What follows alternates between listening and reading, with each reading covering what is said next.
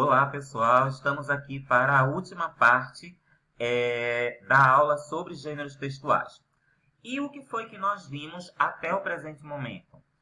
Vimos que gêneros textuais são todos os portadores de textos, ou melhor, todos os textos com o qual nós lidamos diariamente. Nós, seres humanos, lidamos diariamente com gêneros textuais no nosso dia a dia. Gêneros textuais escritos, orais e multimodais, tá? Vimos também que existe uma teoria sobre o gênero, que é a teoria bakhtiniana, que diz que todos os gêneros possuem, tá? Uma finalidade comunicativa, que é o objetivo, o propósito do gênero, um conteúdo temático, que é o assunto sobre o qual o gênero está tratando, uma forma composicional, que é a estrutura do gênero, e todos os elementos que fazem parte dessa estrutura. A forma como a informação é distribuída nessa estrutura. E existe ainda o estilo verbal, que são as características, os aspectos linguísticos daquele gênero. Então, agora nós vamos estudar as condições de produção do gênero. O que é isso, Silvio? O gênero, ele também possui condições de produção, tá? O que é isso? O propósito comunicativo. Propósito comunicativo é a mesma coisa da finalidade comunicativa. Ou seja, todo gênero, seja ele escrito, oral ou multimodal, vai ter um propósito comunicativo, ou seja, um objetivo, uma intenção, tá? Todas as vezes que vocês se depararem com um determinado gênero, pensem da seguinte forma: o autor daquele gênero, quando produziu aquele gênero, tinha uma intenção na mente, ele tinha um objetivo. Então, esse gênero tem um propósito comunicativo, um objetivo, uma intenção, tá? Perdão. A segunda condição de produção, tá? É o autor. Quem é o autor daquele gênero, tá? É uma pessoa ou é uma organização, uma instituição, tá? Quem é o autor? Qual é o seu papel na sociedade, tá? Quem é o interlocutor? Ou seja, quem é o destinatário? Quem é o leitor daquele gênero, tá? Qual é o seu papel na sociedade? O veículo de divulgação. O que é que eu estou querendo dizer com isso? Ou seja, qual é o local de publicação? Tá? É no Facebook? É no Instagram? É em um livro? É em uma revista? É em um jornal? Qual foi o veículo, o local onde aquele texto foi publicado? E qual é o seu suporte, tá? Qual é o seu suporte de materialização? Ou seja, é o suporte impresso? É o suporte digital no hipertexto? Tá? Qual é o suporte e quais são as características que aquele gênero vai adquirir em função daquele suporte? Vou dar um exemplo que eu dei lá no comecinho da aula, que é o exemplo da notícia. A gente tem a notícia em 3 suportes. A notícia no formato impresso, a gente tem a notícia falada e a gente tem a notícia na web, tá? A notícia no suporte impresso, tá? Que é nos jornais, ela tende a ser curta, tá? Ela tende a ser um pouco sintética, tá? Como é a estrutura? A gente tem um título, a gente tem um lead, que é aquela frase que aparece embaixo do título com o objetivo de complementar o título. A gente tem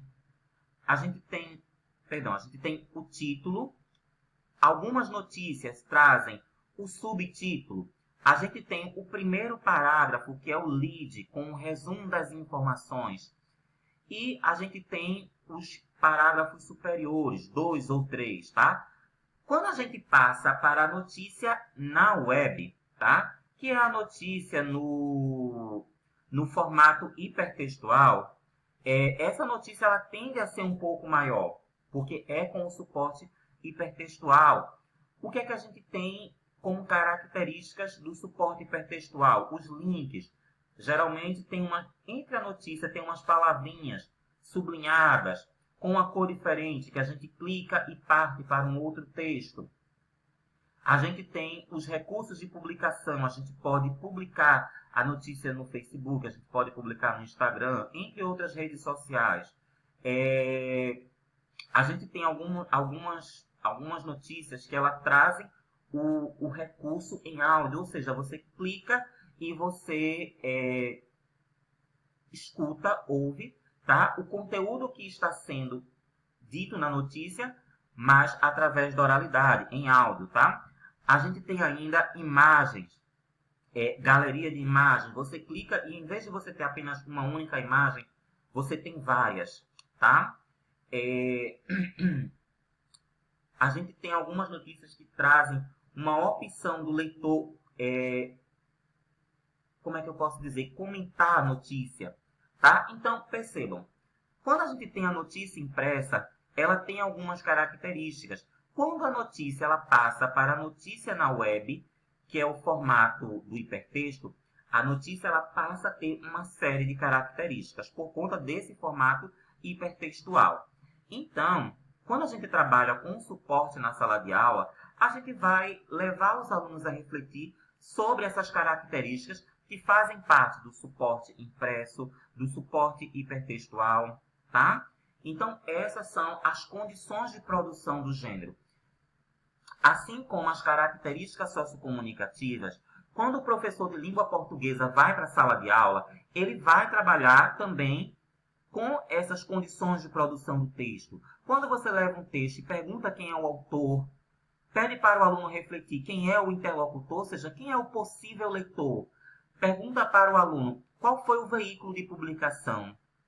Tá? Então, a gente está trabalhando com as condições de produção do texto. Tá? Eu trouxe aqui um anúncio que a gente trabalhou recentemente, né? Para abordar as características, tá? Percebam, é um anúncio educativo, uma campanha educativa, tá? Então, ela tem esse objetivo de convencer, né?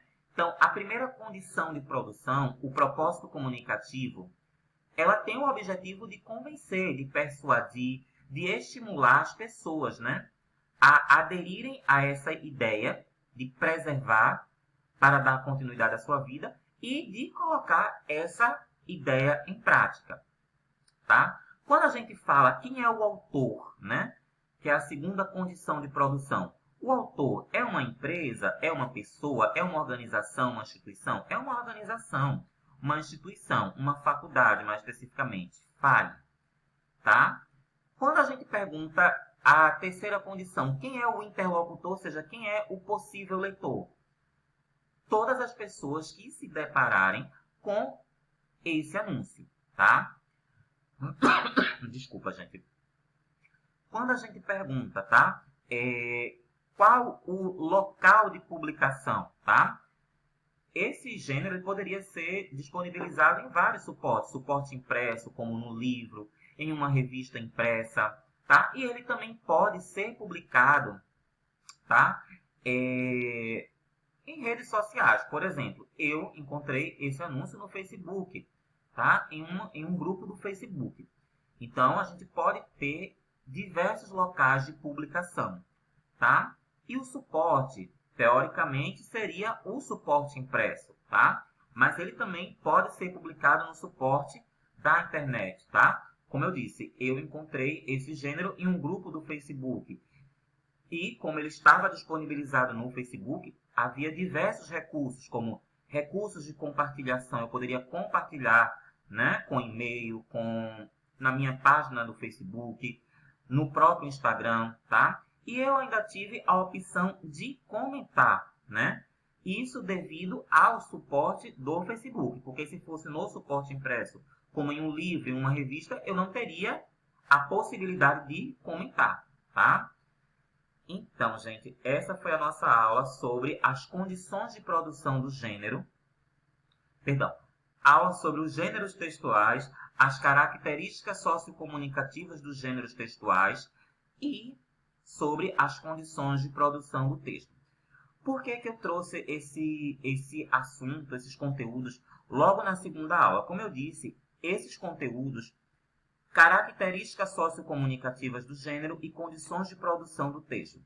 São conteúdos que são de extrema importância para o trabalho pedagógico do professor de português, tá? Quando vocês forem para a sala de aula, acredito que alguns até já possam estar na sala de aula. Quando a gente vai trabalhar na sala de aula, o nosso trabalho ele gira em torno dos gêneros. E para nós trabalharmos os gêneros, temos que trabalhar com essas características sociocomunicativas e com essas condições de produção do gênero, tá? Então, é um conteúdo extremamente importante. Como eu disse anteriormente, você vai trabalhar esse conteúdo desde o primeiro período até o último período, porque é a base do trabalho pedagógico do professor de língua portuguesa, tá? Então, até a próxima aula.